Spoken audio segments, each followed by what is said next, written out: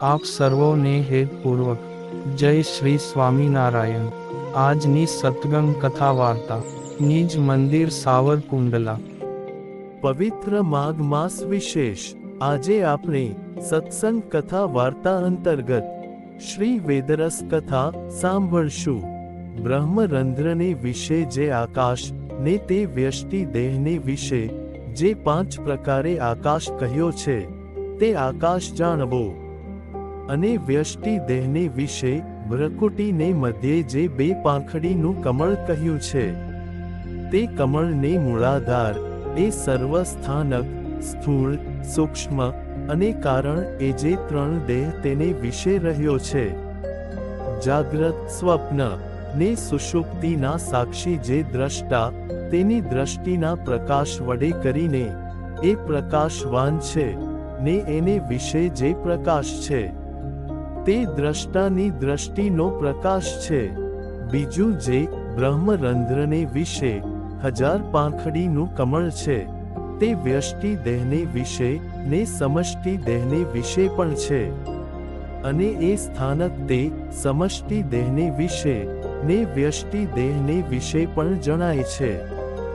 જેમ આકાશ 5 પ્રકારે જણાય છે તેમ હવે ત્યાં બ્રહ્માંડને વિશે રહ્યા જે મુખ્ય પ્રાણ જે એ સ્થાનકને વિશે વ્યાપીને રહ્યો હતો તેને જીતીને અને પોતાના સ્થૂળ દેહને વિરાટ રૂપે માનીને વાયુને મૂર્તિએ સહિત ચાલ્યો થકો પોતાના દેહને વિશે જે આકાશ તેને વિશે અતિશય ઝીણો નાદ તેને પામે છે।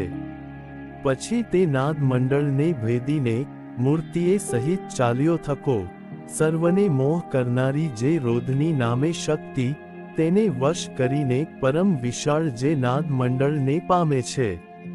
તે નાદ મંડળમાં 40 કરોડ ગાઉ પહોળું કમળ છે તે કમળને વિશે અતિશય અદ્ભુત એવું જે જ્યોતિર્લિંગ તેને જુએ છે અને ત્યાં થકી મૂર્તિએ સહિત ચાલ્યો થકો તે નાદના અંતને પામીને તે નાદના લવનું સ્થાનક જે બ્રહ્મ રાફડો તેને પામે છે। ત્યાંથી પણ મૂર્તિએ સહિત ચાલ્યો થકો સુમના નામે જે શક્તિ તેને પામે છે અને ત્યાંથી પણ મૂર્તિએ સહિત ચાલ્યો થકો ઊનની શક્તિને પામે છે। તે કેડે મૂર્તિએ સહિત ચાલ્યો થકો ઘોર તમ રૂપ જે મહાશૂન્ય તેને ભેદે છે તેની રીત કહીએ છીએ। જે મુમુક્ષુ તે મહાશૂન્યને પોતાનો આત્મા માનીને પુરુષોત્તમની મૂર્તિની ધારણા એ કરીને મહાશૂન્ય રૂપી સમુદ્રને પુરુષોત્તમની મૂર્તિ રૂપ તે વહાણે કરીને તરી જાય છે અને ઐશ્વર્યવાન થાય છે। જેવું વિષ્ણુનું રૂપ છે ને જેવું શિવનું રૂપ છે તેવું એનું રૂપ થાય છે અને અષ્ટસિદ્ધિઓ એને વશ થાય છે। ગોલોક વૈકુંઠ કૈલાસ તે સર્વે જે શ્રી કૃષ્ણની વિભૂતિઓ તેને દેખે છે। બીજું જે વિષ્ણુને સ્વામી સેવક ભાવે કરીને ભજે છે તો તેને 4 પ્રકારની મુક્તિ પ્રાપ્ત થાય છે। તે મુક્તિને વિશે અસત સદ્ભાવના થાય છે અને જો પોતાના જીવને ને વિષ્ણુને એક ભાવે કરીને જાણે છે ને સર્વે ભેદ માત્રને ટાળી નાખે છે અને પરબ્રહ્મ પુરુષોત્તમ જે શ્રી કૃષ્ણ તેની ઉપાસના રાખે છે અને વિષ્ણુ સાથે પોતાના આત્માને અભેદપણે કરીને જાણે છે તેને તો બ્રહ્મ ગતિની પ્રાપ્તિ થાય છે એક અદ્વિતીયપણે રહે છે ને સર્વે ઐશ્વર્ય વિભૂતિને ગ્રહણ કરતો નથી ને એક પુરુષોત્તમના ચરણારવિંદની ભક્તિ રાખે છે પણ ઐશ્વર્યને ઈચ્છતો નથી।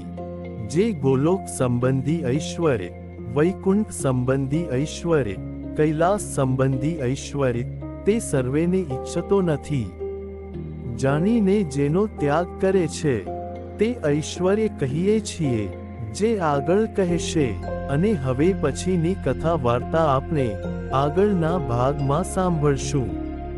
અત્યારે આપ સર્વોને ભાવથી જય શ્રી સ્વામિનારાયણ।